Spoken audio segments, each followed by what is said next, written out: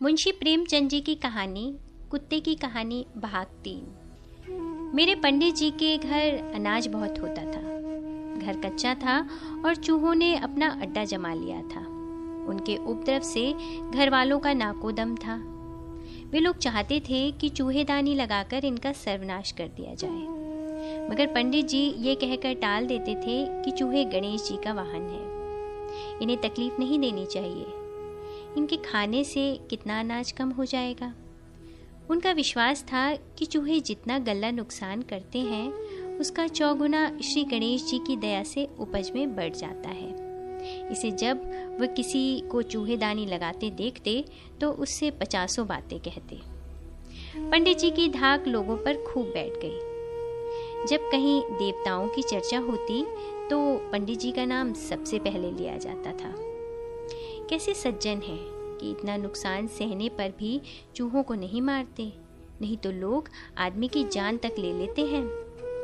जब तक चूहे अनाज की लूट मचाते रहे तब तक तो पंडित जी अपनी प्रतिज्ञा पर डटे रहे, लेकिन जब उनके वार कपड़े लत्ते पर होने लगे तो उनके आसन डोल गए। जाड़ों के कपड़े कुछ संदूकों में रखे हुए थे, कुछ अलगनियों पर।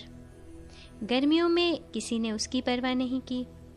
बरसात में जब उन्हें धूप में डालने के लिए निकाला गया तो सारे कपड़े कुतरे पड़े थे। उन्होंने लकड़ी का संदूक तक काट डाला था। पंडित जी की आंखों में खून उतर आया। चूहों ने एक एक चीज में हजारों छेद कर दिए थे। 200-250 रुपए पर पानी फिर गया था।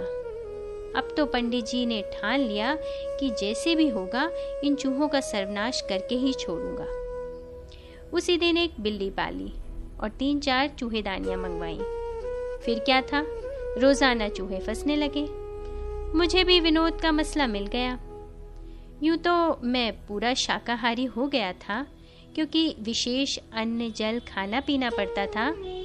मांस में कोई रुचि न होती थी, लेकिन शिकार खेलने में बड़ा मजा आता था।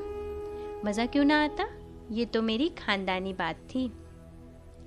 जब भी पंडित जी चूहेदानी खोलते उस समय कल्लू कल्लू पुकारते। मैं कहीं भी होता तीर की तरह वहां पहुंच जाता था। उस समय मैं खिलवाड़ करता था कि वो देखने लायक होता था। चूहों को खिलखिलाकर जान से मार डालता था, पर खाता ना था। मगर भाई जकिया रोज मांस खाता, वो भी उस शिकार में शामिल हो जाता और कभी कभी माता जी भी पहुंच जाती थी।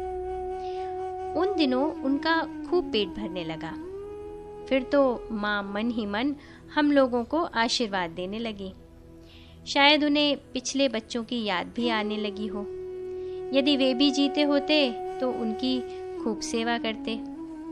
भाई साहब के जी में आता तो 2-1 चूहों को पेट में रख लेते। मगर मैं तो बाबा काल भैरव जी की शपथ खाकर कहता हूँ कि खाने के लिए सूंघता भी ना था। उस समय चूहों की जान लेने में हम लोगों को जरा भी दया ना आती थी। ये ख्याल भी ना होता था कि इनमें भी जान है। अब मैं सोचता हूँ तो मालूम होता है कि बच्चे जो हम लोगों को अपने विनोद के लिए कष्ट देते हैं, ये कोई निर्दयता का काम नहीं करते थे। विनोद में इन सब बातों पर ध्यान ही नहीं दिया जाता। पंडित जी बहुत खुश होते जब हम लोग चंद मिनटों में 50 चूहों को सदा के लिए बेहोश कर देते। मुंशी प्रेमचंद जी की कहानी कुत्ते की कहानी भाग 3। कथावाचक निधि सहगल।